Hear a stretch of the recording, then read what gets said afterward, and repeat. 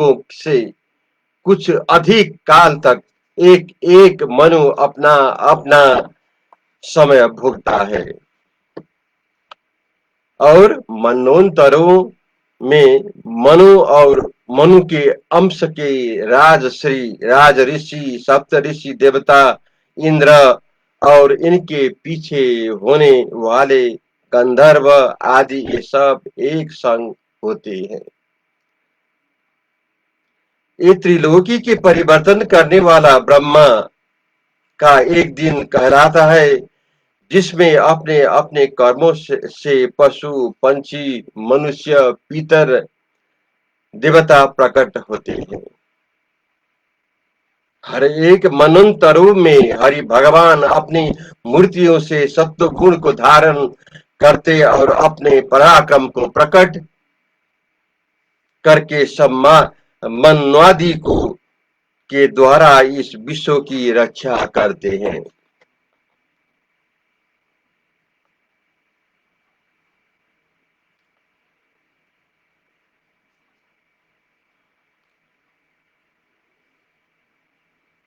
जब रात्रि आती है तब तामस अंश ग्रहण करके सृष्टि रचना रूप अपने पराक्रम को रोक कर सब जगत को अपने में लय कर सायंकाल के समय मौन साध लेते हैं। फिर रात्रि प्रवृत्ति होने पर और सूर्य चंद्रमा के न होने से भू आदि तीनों लोग अंतर्ध्यान हो जाते हैं। फिर अपने शक्ति रूप शेष जी की मुखाग्नि से जब तीन लोग जलने लगते हैं तब उस अग्नि की लपट से पीड़ित हो भृगु आदि महर्षि लोक को त्याग कर जनन लोक की चले जाते हैं। इतने ही में कल्प के अंत में समुद्र का जल बढ़कर बहुत आटोप वाले प्रचंड पवनों के चलायमान लहरों से त्रिलोकी को डुबा देता है और जल ही जल दिखाई पड़ता है।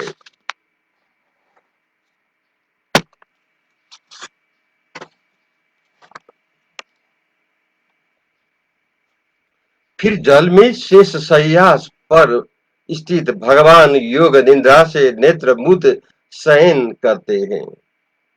उस समय जनलोक निवासी भृगु आदि मुनि उनकी स्तुति करते हैं।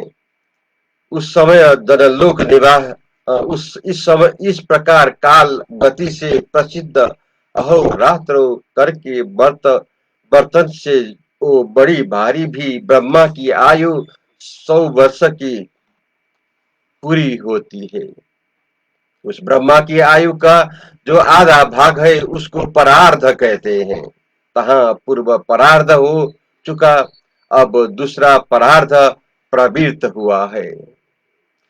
तहाँ प्रथम परार्ध के आदि में ब्रह्मा नाम का कल्प हुआ था जिसको शब्द ब्रह्म कहते हैं। उनके अंत में जो कल्प हुआ उसको पदम कल्प कहते हैं जिसमें भगवान की नाभि सरोवर लोक रूप कमल उत्पन्न हुआ। हे भारत, यह दूसरे परार्थ का पहला श्वेता बाराह नामक प्रसिद्ध कल्प है जिसमें हरि भगवान ने बाराह का स्वरूप धारण किया है।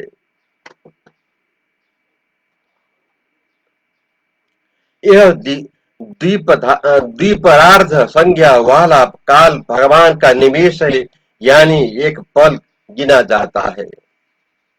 परमाणु से लेके द्विपरार्ध पर्यंत यह काल जो कि इंद्र चंद्र ब्रह्मादि की आयु को पूर्ण करता है, सो ये काल भूमि प्रभु की आयु की गिनती नहीं कर सकता है, क्योंकि जो ब्रह्मांड भीतर से 50 कोटि योजन विस्तृत है और बाहिर बाहिर से एक 10 गुण 7 पृथ्वी व्याधि आवरण से लिपटा हुआ इस प्रकार के सहस्र ब्रह्मांड, जिस ईश्वर के एक एक रोम में गुलर के भुनगों की तरह, परमाणु की तरह उड़ते हैं।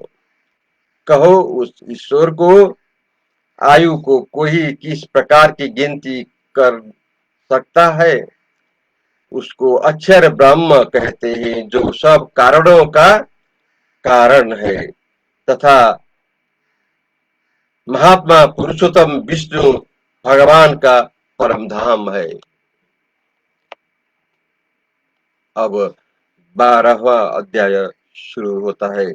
इसमें ब्रह्मा का सृष्टि वर्णन के श्रवण करते हैं हम।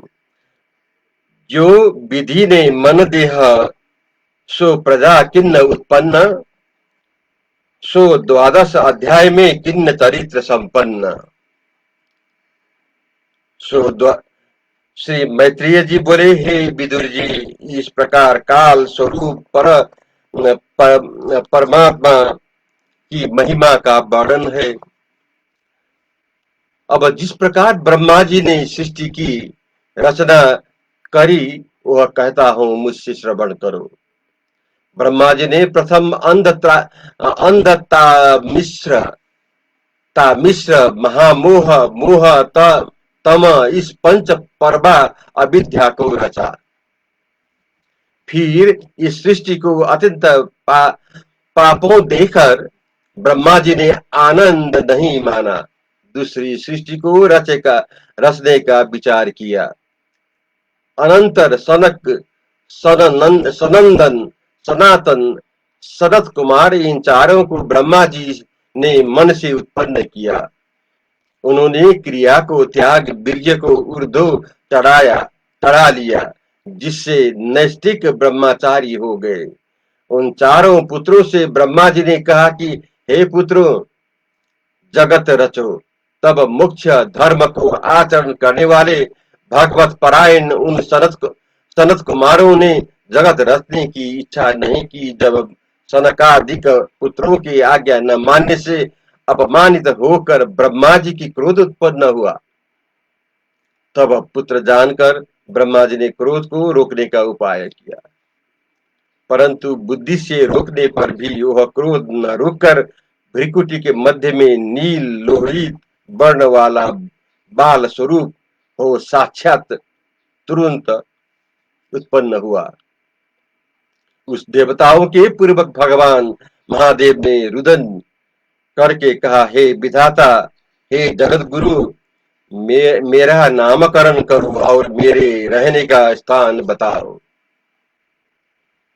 उस बालक का यह वचन सुन ब्रह्मा जी ने कल्याणमय वाणी से कहा कि मत रो, मैं तेरा सब प्रबंध करता हूँ। तुम बालक के समान रोए, इससे प्रजा तुम्हारा नाम रुद्री कहेगी। इसलिए फिर सुनुस, तुम बालक के समान रोए, इसमें प्रजा तुम्हारा नाम रुद्र होगी कहेगी। और हृदय, इंद्रिय, प्राण, आकाश, पवन, अग्नि, जल, पृथ्वी, सूर्य, चंद्रमा, तप, ये 11 स्थान तुम्हारे निवास को हमने पहले ही से नियत कर रखे हैं। और मनु,